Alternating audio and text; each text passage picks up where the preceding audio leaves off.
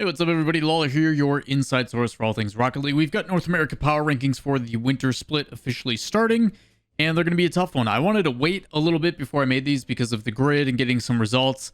And honestly, my mistake for actually waiting because these just became even more difficult than what they would have been if I would have just done it. So before we get into that, as always, if you guys enjoy the content, make sure you guys hit like, subscribe, all that kind of fun stuff, as well as check out all the social medias down below, as it does help me out greatly. If you do have any questions, make sure you drop those down below as well. But with that said, let's get straight into the video.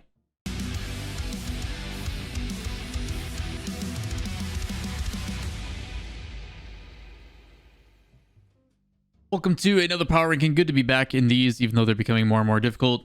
Just as a reminder, we've now officially gotten through 2 weeks of the grid for North America, as well as one regional.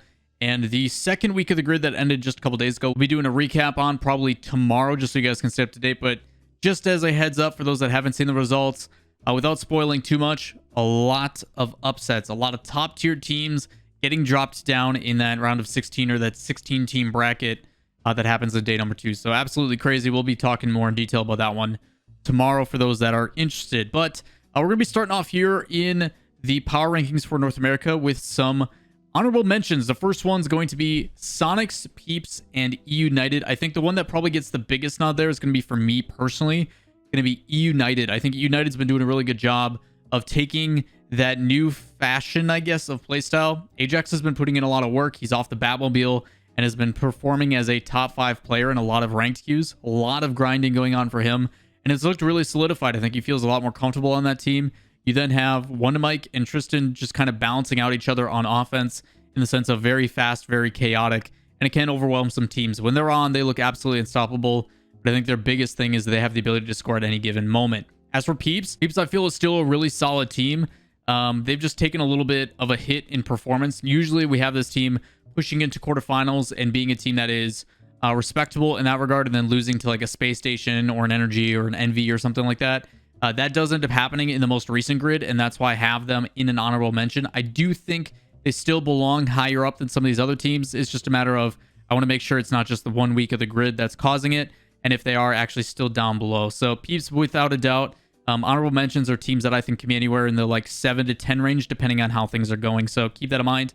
And also with Sonics, the new addition of T-Curl has been absolutely phenomenal. So glad to see they're performing.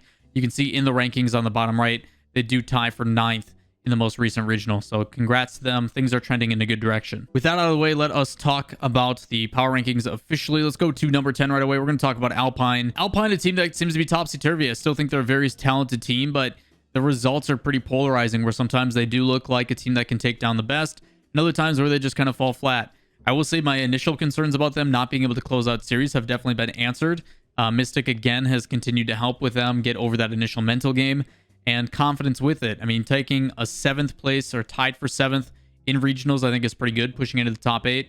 But similar regard to version 1, where it's just not enough. They need to convincingly put themselves not only in top 8 every single time, but they need to push into the semifinals as well. I do think they lose out against some of the other teams still, but they will be competitive in everything they do. At number 9 is going to be KC Pioneers, taking quite a bit of a hit. They just did not look good for the past like 2.5 weeks. They've had some moments, but ultimately they are losing matches. And I think this might be just other teams getting better. A lot of teams obviously making roster changes. One of those in particular obviously being version 1.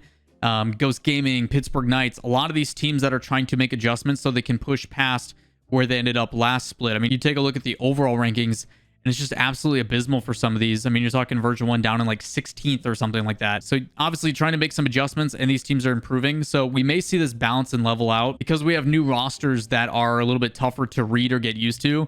You have some that are remaining the same while others are continuing to adapt. And then Kansas City Pioneers, people have started to kind of figure out after their dominance and their kind of upward trend that we had all last split. So they do drop down. I will say most recently in the grid, they do have a pretty good performance.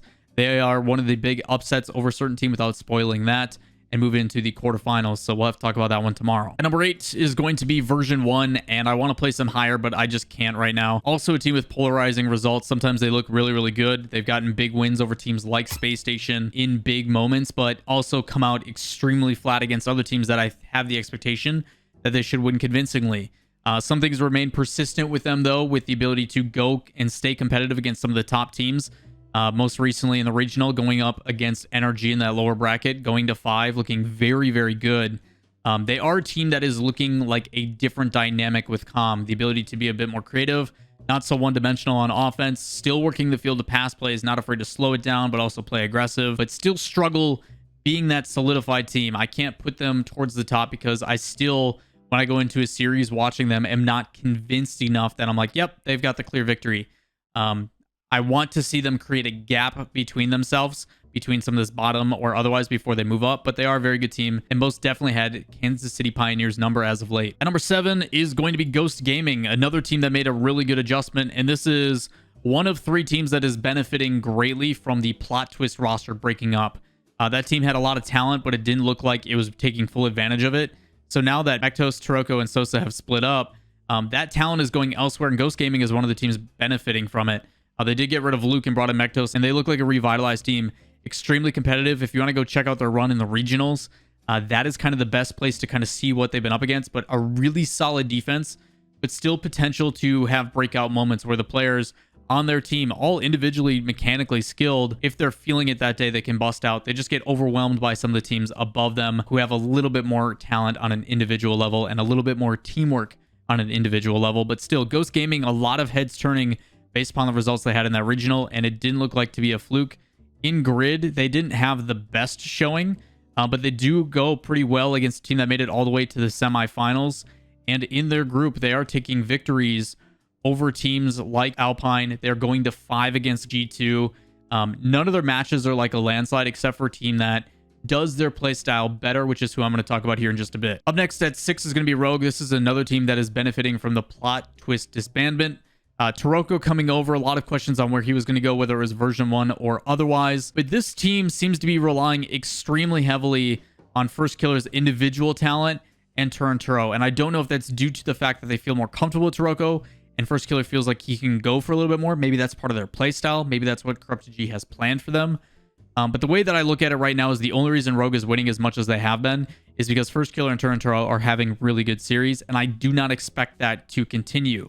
With that said, the credit where it is due. They are winning really tough series. They're going to semifinals and regionals. They're doing really good matches and winners finals even up against Envy. But again, to end up third, as you can see in those overall standings, credit where it's due. I do think Taroko needs to be a little bit more involved, and that can make this team even better. But even with that said, I still think they're a really good middle of the pack team. Super competitive in all their series. Not really going to just lay over and take it. But the fact that they're on the positive side of it is really exciting. Possibly even 5th, depending on how they're playing. But I still want to see more. That's going to be kind of the general feeling for a lot of these teams, is wanting to see more of them. The thing that really is a kick down on Rogue is they go in the playoffs for Grid Week 2, and they lose to Continuum in Game 5. I don't know how Rogue lets up those series. If you're going to be a top-tier team, you cannot be allowing some of these other teams to come back and beat you, especially when there's a team that most consistently never makes it into top 16 in the first place. So this is a team of Rogue that I have some questions about because they are losing to teams below them. And when you are going to be a top-tier team in the top 10, you need to find a way to separate yourself and not play down to that competition. That's something that version 1 really struggled with. And as of late, they haven't been having a problem with. At number 5 is going to be Pittsburgh Knights. This one surprises me, but my goodness, you want to talk about a team taking advantage of that plot twist breakup? It's got to be Pittsburgh Knights, looking absolutely dominant. To put it into perspective, other than the most recent grid, if you look at regionals, they have what is essentially a gauntlet of matches. They lose to Envy 3-1 and drop down to the lowers, and then they go up against Space Station, Alpine, G2, and Energy. That is all, everything on the line, tons of pressure, and for a new roster, I usually want more matches, but in a single tournament, you're going up against essentially 2 or 3 of the top dogs in the region, and you're winning most of them, and even against Energy, a team that looked almost unstoppable. Yes, it is a 4-0, but you still put up a decent fight. You just can't seem to find the back of the net in that one. And it could just be because of a long day, and I think the veteran experience really helped Energy. But even Energy fell short to an Envy in that regional because it looks like after 21 matches, that's just a lot of Rocket League, and you're ready to call it quits. And yes, Energy does go to 7, but again, Pittsburgh Knights, I was curious on how this was going to perform. They do get beat by the Peeps most recently, but I'm really happy about this team. They do go 3-0 in their group over G2, Ghost, and Alpine. So a very solid team that is starting with a really good defense. They had multiple series where they ended up either reverse sweeping or shutting out an opponent to get victories in that regional. So their defense is what does it, but this is the team I was talking about that's a better version of Ghost. Is there's pop-off potential. What Zombie or ZPS and Sosa are capable of is unreal. Ridoko, you don't really hear his name called all that much, but when it is, it just means that he's one more thing or one more threat that you have to worry about. So Pittsburgh Knights turning a lot of heads. Really happy for their pickup with Sosa because it wasn't supposed to work out that way, but it's turned out really well. He's been fitting in perfectly. Number 4 is going to be Space Station Gaming. This one was a little bit tough just because I think the top 4 right now are kind of in a weird place. I think 1 is pretty solidified, but Space Station, obviously you want to give them the weight that they are still the best performing team in the fall split, but the results have been overshadowed by people like Envy and G2 and NRG. So looking at the way that they're playing as of late, there's been some good results. I think the biggest thing to take away is most recently in the grid, it shows how good of a team they are. I think you could possibly put them at 3 as well. I think 3 and 4 are pretty close. But Space Station, some lackluster results, primarily in the regional, which I weight a little bit heavier. But here in the grid, they bounce back, and a really quick bounce back as well after a day off. They make it to the grand finals against NRG. Space Station is a team that 2, 3, and 4, I think, are toss-ups depending on how you're playing it, while the number 1 team continues to be the number 1 team. But again, I do think Space Station is still one of the best in the world, let alone in North America. And I do expect that placement to fluctuate between some of these teams based on how things progress. And number 3 is going to be G2. Arguments for G2 and Space Station possibly flopping here, or swapping, I should say, not flopping. But G2, again, has had some pretty good results. They don't have the greatest showing in regionals overall, but they still stay competitive against everything else. The biggest thing that I want to take on G2 on this one, and this is what I had a hard time with, is I don't want to discredit them for just one series. They lose to a really hot-looking Charlotte Phoenix in the grid this week, and to give Charlotte Phoenix credit, I got to watch them against version 1 on the grid broadcast that I covered, and it was a different Charlotte Phoenix from what we're used to. Alraz is definitely creating a lot of solo opportunities for the team and come out of the gate hot, so I'm actually not surprised if G2 isn't looking like PG2. I can understand how they faltered and lost and got caught off guard by Charlotte Phoenix, so I don't want to discredit them all that much, but this is now a week and a half, almost 2 weeks of performance that's kind of iffy. The only thing that you can make arguments for with G2, if I'm being completely honest, is if I look at week 1 of the grid, they 2-1 their group with their only loss going from Sonics, which was pretty surprising, but they find themselves in the grand finals against NRG. So I think G2 is still a very talented team. I think 2-3, 3-4, maybe some talks, but 3-4 for sure can be interchanged. Space Station G2, depending on what you're thinking. I think just right now, G2, when they're on, they look better than Space Station because Space Station has just kind of let me down a little bit lately. But I do think this is a really tough call between these two. G2 and Space Station, very close. I'm not going to waste anybody's time on these last two because I think it's pretty predictable, but at 1 and 2 is going to be NRG and Envy. These are the top dogs right now. Between one of these teams, someone's going to win. The only thing that really stops them is if they get beat out by the 3-4 spot on their path to victory. NRG, though, has been absolutely dominant. They've won just about everything lately, whether it be regionals, whether it be grid, or otherwise. They did just take 2 back-to-back events, so congrats to them on that one. And if they're not winning it, it's Envy. The only thing that's really getting in Envy's way in some of these is the fact that they are dropping to a couple things that they really shouldn't, primarily in the most recent grid, which, again, we'll talk about. But, I mean, looking at the results, NRG, even after having a grueling day in regionals, makes it all the way back, brings them to 7, puts up a fight. So Envy has shown that they can be a top-tier roster. I've been wanting to see what it was going to take for them to push into top 2 instead of just number 3 all the time.